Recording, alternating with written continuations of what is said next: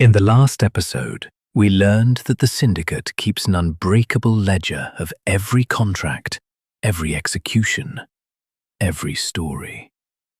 But here's the question that changes everything. How does the ledger stay perfect across the entire world? If there are 500 Continentals in different countries and they all have the same ledger, who's in charge? Who decides what's true?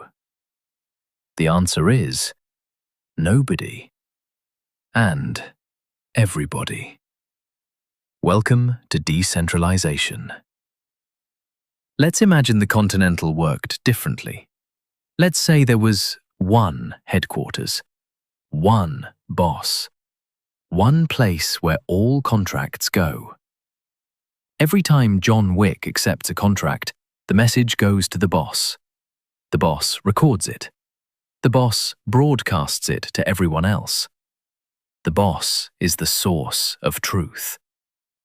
This is efficient. It's simple. It works. Until the boss gets ambitious.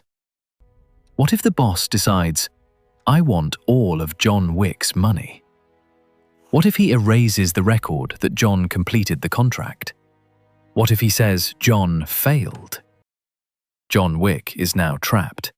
He has no proof. There's no second copy of the ledger. The boss controls the only version. The boss is the truth. This is the fundamental problem with centralized systems. One person controls everything. One person can lie, and everyone has to believe it. But the real syndicate doesn't work that way. It doesn't have one headquarters. It has dozens, hundreds, spread across the entire world. Berlin, Moscow, Tokyo, New York, Paris, Rio, Cairo, Sydney. Each one is independent. Each one has a complete copy of the ledger. Each one is a node in the network. Now, when John Wick accepts a contract, here's what happens. The Berlin Continental announces the contract, but it doesn't just tell one person. It broadcasts to every Continental simultaneously. Within seconds, 47 Continental locations have received the exact same information. Now there are 47 copies of this contract. 47 versions of the truth. Now the boss at Berlin Continental can't lie. He'd have to contact Moscow Continental, Tokyo Continental, New York Continental, and convince all 46 other bosses to lie with him and coordinate perfectly, simultaneously. That's not corruption. That's a conspiracy. And conspiracies fall apart. A node is just one thing, a location that keeps a complete, up-to-date copy of the ledger. That's it. Nothing complicated. A node is a guardian of truth. In the blockchain world, a node isn't a building. It's a computer running the ledger software. Anyone can run a node. You could run a node right now. The more nodes, the more secure the network. Because to change the history, you'd have to change it on thousands of computers, simultaneously, which is practically impossible. Nodes communicate constantly. Did you see this contract? Yes. Do you agree it's valid? Yes. Great, I'm adding it to my ledger. When a new contract is accepted, the node that receives it first broadcasts it to all its neighbors. Those nodes broadcast to their neighbors, and so on, until the entire network has the information. This is called propagation.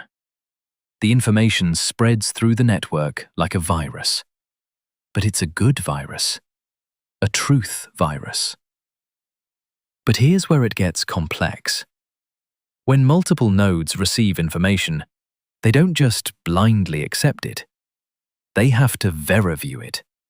They have to agree. Boss in Berlin says, This contract looks legitimate. Boss in Tokyo says, I agree. John Wick has completed contracts before. His reputation is solid. Boss in New York says, I agree. The payment address is valid. The target exists. This checks out. When a majority of the network agrees that a transaction is valid, it's added to the ledger. This is consensus. Consensus is the beating heart of blockchain. It's how the network validates truth without needing a central authority. Let's say a hacker wants to rewrite history. They want to steal a contract from John Wick. They want to erase his completion record. In a centralized system, this is easy. Hack the one database, change the one ledger. Game over. The boss's backup? Also hacked. The paper ledger? Burned. But in a decentralized network, good luck. The hacker successfully breaks into the Berlin Continental's computer. They erase John Wick's record. They think they've won. But here's what happens next. Moscow Continental checks its ledger. It still shows John Wick's contract. Berlin is now lying. Moscow broadcasts, warning, Berlin has incorrect data. Tokyo checks. It matches Moscow. New York checks. It matches Moscow. 499 out of 500 nodes agree. Berlin is wrong. The network automatically rejects Berlin's false data. John Wick's record is restored. The attack fails. But what if the hacker was smarter? What if instead of hacking one node, they hacked 51% of the network? 250 out of 500 nodes. Now the hacker has majority control. They can rewrite the ledger however they want. They can create fake contracts. They can steal John Wick's money. They become gods of the system. This is called a 51% attack. And it's the theoretical weakness of any blockchain. But here's the catch. Hacking 51% of the network is insanely expensive. Bitcoin has 50,000 nodes. Hacking 25,000 nodes simultaneously would cost billions of dollars, tens of billions. And for what? To steal maybe $100 million? It's economically irrational. It's easier to just steal John Wick's wallet than to hack the entire network. This is the beauty of decentralization. Security through sheer scale. Now, decentralization isn't perfect. It comes with a cost. And we need to talk about the trade-off. When you send money from your bank account to another bank, it takes seconds. The bank's central computer processes it immediately. When you send Bitcoin to another wallet, you're waiting for the network to reach consensus. Every node has to verify. Every node has to update their ledger. This takes minutes, sometimes hours, depending on network traffic. Why? Because security takes time. When you verify something on 10,000 computers, it's slower than verifying it on one computer. There's another cost. Storage. Bitcoin's ledger is now over 500 gigabytes. That's massive. And every node has to store the entire thing. When you run a Bitcoin node, you're using 500 gigabytes of your hard drive just for the historical ledger. It's redundant. It's inefficient. But it's necessary. Because that redundancy is what makes the network secure. So every blockchain faces a choice. Option 1. Be centralized. Fast.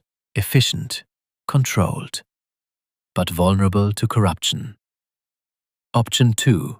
Be decentralized, slow, inefficient, uncontrolled, but secure against any single actor. This is why banks exist. Speed and convenience. This is why Bitcoin exists. Security and truth. The Syndicate chose decentralization because John Wick's life depends on it. Because no single boss can destroy his legacy. The beauty of the real Syndicate network is that it solved both problems. Every Continental has complete autonomy, but they're also in constant communication. They verify each other. They reach consensus. When Berlin says John Wick completed the contract, Moscow verifies it. When New York says payment transferred, Tokyo confirms it. When Cairo says target eliminated, every other Continental checks the records. This is a decentralized network in perfect harmony. No central authority, no single point of failure. Just trust through consensus. In the next episode, we answer the question that breaks everything. What happens when the network disagrees? What if two assassins claim they completed the same contract? What if the ledger forks? What if the truth splits in two?